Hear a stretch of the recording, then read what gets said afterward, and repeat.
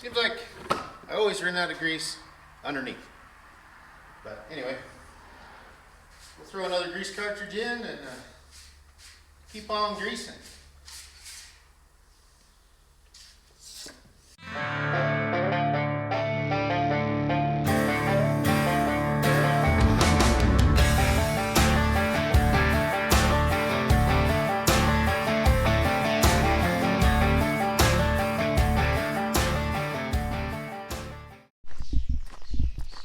Good morning, Saturday morning. Back in the shop here today, working on my work truck here. I gotta do some maintenance to it. Needs greased, got an air leak on top of the transmission, so I gotta find that and see what else we can get done today. So anyway, it's a Saturday, just kind of dinking around in the shop, not doing anything majorly pressing, but always good to do maintenance on the old girl.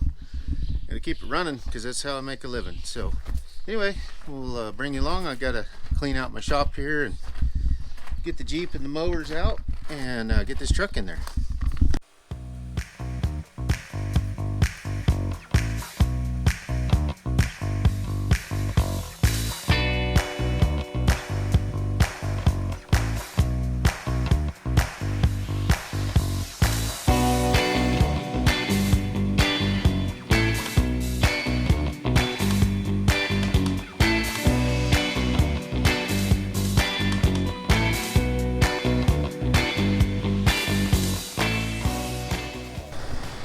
Well, my shop is an absolute mess.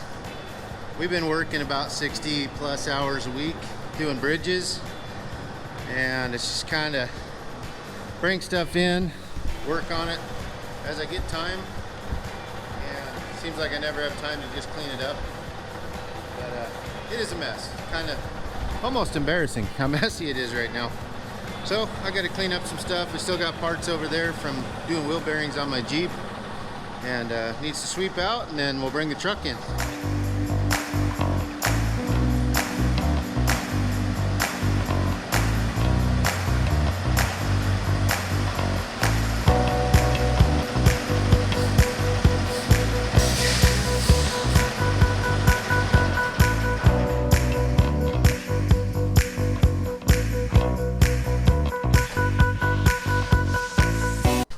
Do a little grease in here.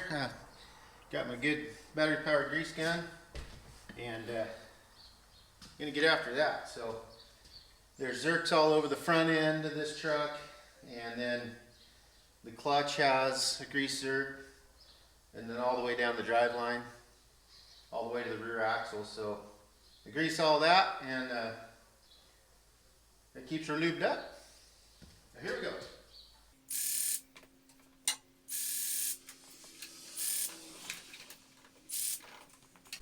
I'm going to change out the grease cartridge. I ran out of grease. Seems like I always run out of grease underneath. But anyway, we'll throw another grease cartridge in and keep on greasing.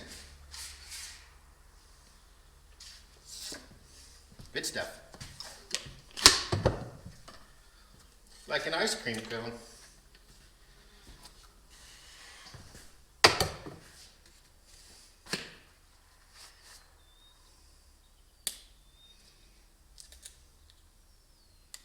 Ooh, that's nice.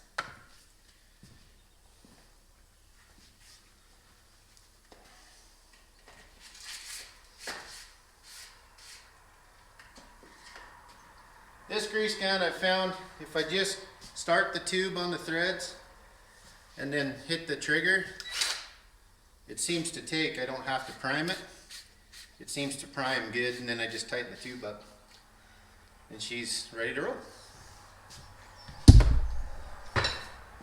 Back under the truck we go. So now I'm going to grease the fifth wheel plate, and I like to clean the old stuff off the outside first, just because you leave too much on there and it drips on the frame. But I'll scrape that off real quick with the scraper. I just put it on something I'm going to throw away and get rid of it, and then I'll take my grease gun and I'll grease it around there.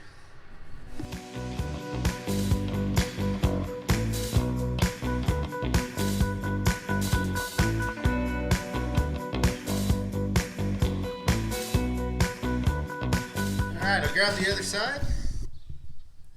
Alright, got the fifth wheel cleaned off there. So I'm going to grease the fifth wheel, but I'm not going to do it here. I'm going to do it out on the trailer. And if you grease this, when that trailer comes up, it just shoves all that grease right up and over the front. But if you grease on the trailer underneath, this starts and pulls the grease in. It's not as messy. You don't get as much off the front. So we'll go do that real quick. We'll go grease the trailer. This is the underneath of the trailer here, kingpin right there that locks in.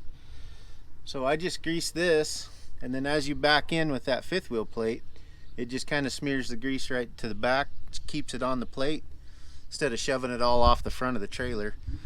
And I have greased the fifth wheel on the truck before. That's why there's grease clear up here, because it just shoves it forward. So I've been doing it under here. It works a lot better, a little cleaner. So we'll try that.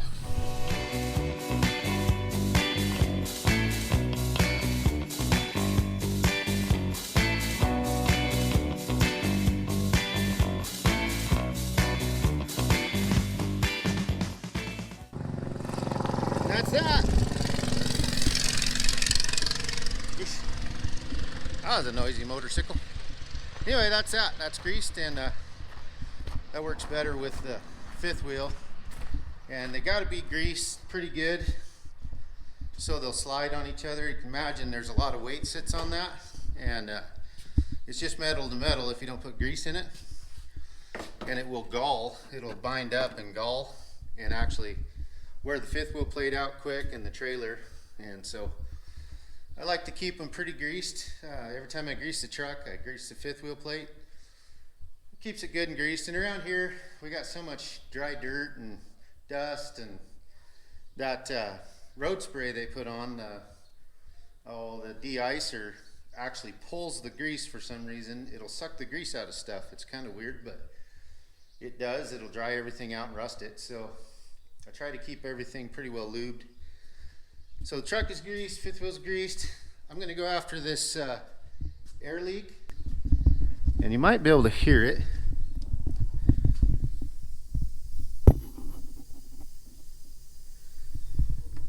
Not sure if you can hear that, but anyway, it's on top of the transmission. I've been looking for it for a while, and I just you can't get anywhere near it. So I'm going to pull the tower off the top inside the cab.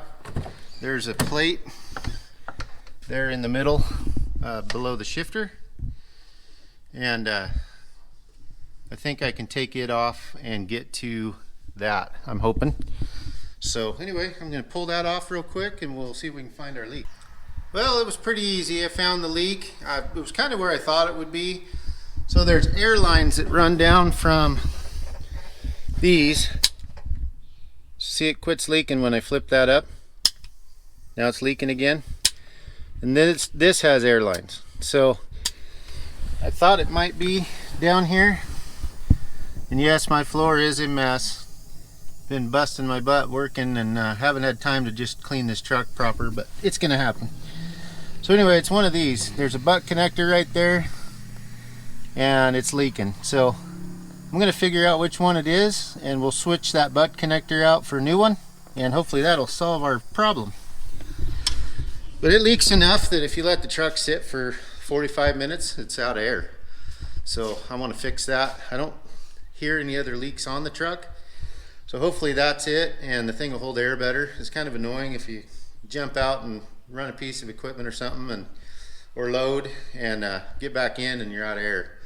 So not good for that new of a truck, but anyway, found the leak. We'll get that fixed. All right, found the source of the leak. It's just this little butt connector. So the plastic air line goes in this little collar locks. So it just pushes in. And to get the air line out, you push in on it, hold the collar back, and it pops out. But anyway, it's one of these is leaking. Actually, when I started messing with it, they both started leaking. So I'm going to replace them both, and should solve our leak problem. All right, got my new shiny parts here. These are the new ones. And we'll go plug that in and see if that fixes our leak. All right, got my air leaks fixed, and I ended up building a box for in between the seats so I can put all my stuff in there and keep it organized. I didn't video building it, but yeah, there's a wooden box back there with all my paper towels and glass cleaner and my logbook holder, so kind of keeps everything contained, and floorboard looks a little better. So we'll go hook this thing up to the trailer and call it a day.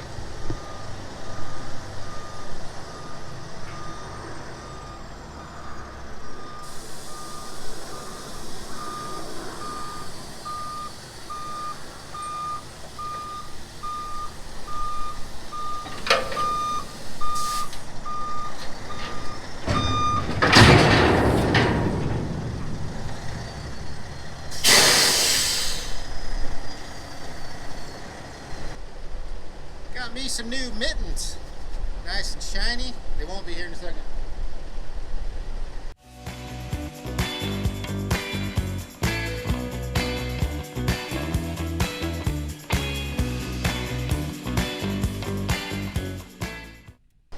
Alright, we're all hooked up. I'll show you here what gloves didn't stay clean very long. This truck runs a 2-line hydraulic line, so power up, power down on the box. So this is the return, the pressure. This is the dump controller, so I got a switch in there that says to dump, you know, up or down. That's what this wire does. And also the drop axle on the trailer. Then I got my supply side for the brakes, my trailer lights, and my emergency side. So yeah, it's all good now. Well, that'll be it for this video. I was gonna wash that thing, but looks like it's gonna rain. There's rain in the forecast the next couple days, so there's no sense in scrubbing on that big old monster just to let it get dirty again. So as soon as it clears up, I'll give it a good bath. And I bought some polishing stuff. I want to try to polish a little bit. I did some on it, but it's rained since. But I bought a polishing wheel and all that, so it makes it look a little better. Anyway, thanks for watching, and we'll catch you on the next one.